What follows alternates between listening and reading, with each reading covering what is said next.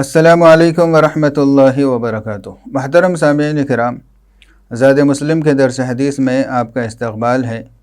اور آج کی جو حدیث ہے وہ خاص طور پر خواتین کے لیے ہے۔ نبی کریم صلی اللہ علیہ وسلم نے ارشاد فرمایا کہ المرأۃ اذا صلت خمسہا، یعنی عورت جب 5 وقتہ نمازوں کا اہتمام کرتی ہے، وصامت شہرہا، اور رمضان المبارک کے مہینے کے روزے رکھتی ہے،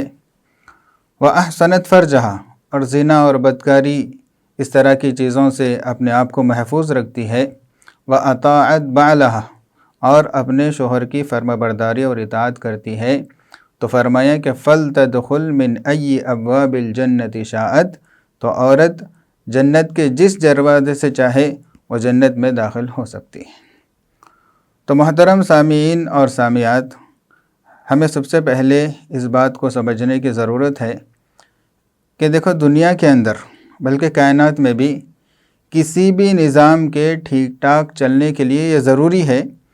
کہ اس نظام کا کوئی سربراہ ہونا چاہیے، اس نظام کا کوئی حاکم ہونا چاہیے جس کا فیصلہ آخری فیصلہ ہو، اور جس کو اختیارات دیگر لوگوں کے مقابلے میں زیادہ ہو۔ یہی وجہ ہے کہ ہم دیکھتے ہیں کہ ہمارا ملک ہے تو ملک میں سب سے بڑا جو حاکم ہوتا ہے اس کو پی ایم، وزیر اعظم کہا جاتا ہے۔ ہماری ریاست ہے، اسٹیٹ ہے، تو وہاں پر سب سے زیادہ اختیار جو ہوتا ہے وہ سی ایم کو ہوتا ہے، جس کو وزیر اعلیٰ کہا جاتا ہے۔ اور ڈسٹرکٹ کے نظام کے صحیح چلانے کے لیے کلیکٹر ہوتا ہے، اور کسی تعلقے کے نظام کو صحیح چلانے کے لیے ایم ایل اے ہوتا ہے، اور کسی منڈل کے نظام کو یا گاؤں کے نظام کو چلانے کے لیے سرپنچ ہوتا ہے۔ تو جس نظام کے اندر اس طرح کا حاکم نہیں ہوگا، بلکہ سب کو اختیارات اگر برابر دیے جائیں گے، تو پھر کوئی کسی کی نہیں مانے گا اور وہ سارا نظام درہم برہم ہو جائے گا۔ تو انسانی معاشرے کی جو بنیاد اور بیسک ہے وہ ہر ایک کا گھریلو نظام، کیونکہ گھر گھر سے ہی معاشرہ بنتا ہے۔ تو گھریلو نظام کے درست ہونے کے لیے گھر کے اندر چونکہ مرد حضرات ہوتے ہیں، خواتین ہوتے ہیں، 2 جنس ہوتے ہیں،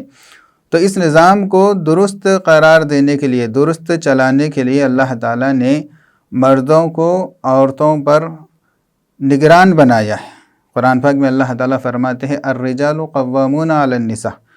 کہ یہ جو مرد ہے یہ عورتوں کے سربراہ ہے، ذمہ دار ہے۔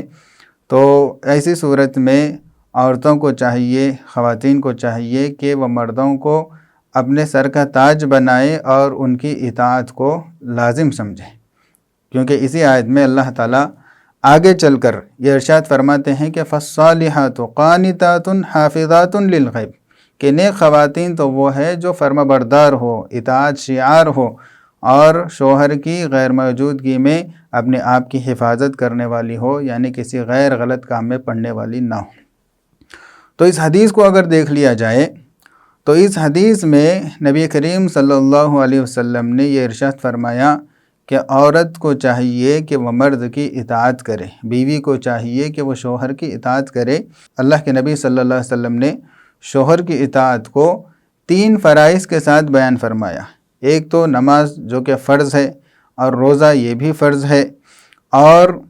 زنا سے بچنا یہ بھی فرض ہے۔ زنا کا کرنا حرام ہے اور زنا سے بچنا فرض ہے۔ تو گویا کہ یہ 3 فرائض کے ساتھ نبی کریم صلی اللہ علیہ وسلم نے شوہر کی اطاعت کا تذکرہ فرمایا، تو اس سے اندازہ لگا لینا چاہیے کہ شوہر کی اطاعت کس قدر اہم چیز ہے۔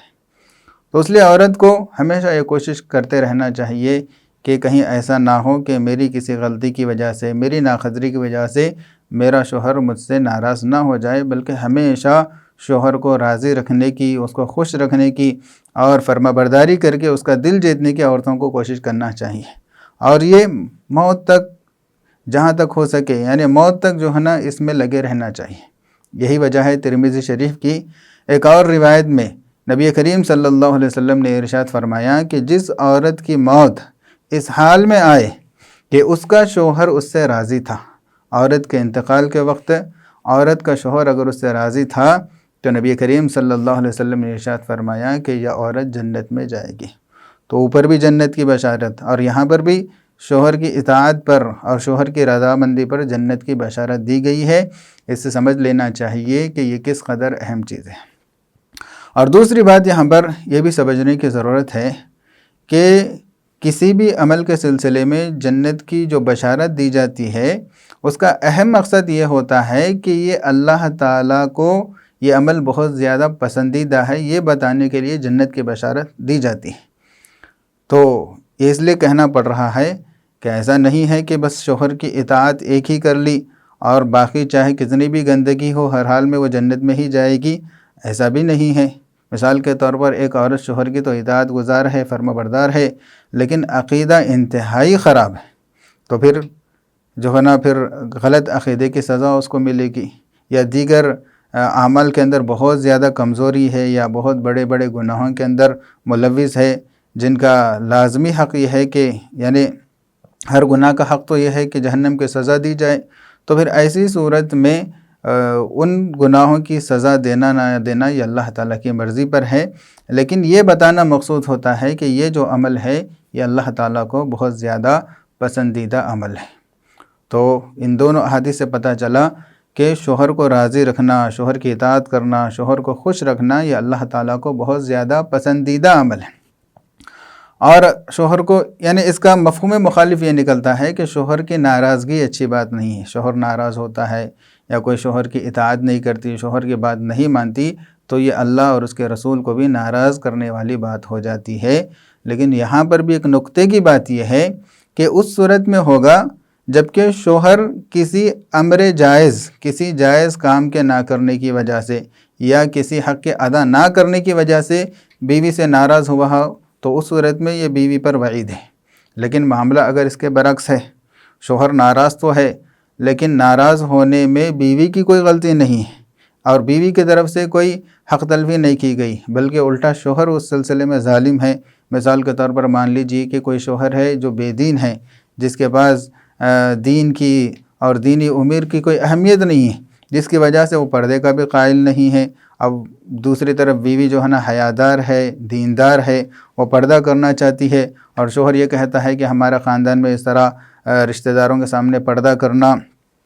جو ہے نا یہاں پر ہمارے پاس نہیں چلتا، اس لیے تم میرے جتنے بھی کزنس ہیں اور میرے جتنے بھی رشتہ دار ہیں کسی سے پردہ نہیں کرنا، ہر ایک کے سامنے آنا۔ اگر شوہر یہ کہتا ہے لیکن بیوی اس کی بات کو نہیں مانتی، جس کی وجہ سے شوہر ناراض ہے، تو اس صورت میں بیوی پر کوئی اللہ تعالیٰ کی طرف سے پکڑ نہیں ہے اور کوئی اللہ تعالیٰ کی طرف سے ناراضگی نہیں ہوگی، بلکہ اس صورت میں تو الٹا شوہر پر اللہ تعالیٰ کی ناراضگی ہوگی۔ شوہر جو ہے نا یہ وعید کا حقدار ہوگا۔ بہرکیف جائز امور کے اندر اور حقوق کی ادائیگی کے اندر شوہر کی نافرمانی نہیں کرنا چاہیے، جتنا ہو سکے شوہر کو راضی رکھنا، شوہر کو خوش کرنا، تو یہ اللہ رسول کو خوش کرنے کے مترادف ہے اور یہ عورت کے لیے جنت کی ضمانت بن جاتا ہے۔ اللہ عمل کی توفیق عطا فرمائے۔ السلام علیکم ورحمۃ اللہ وبرکاتہ۔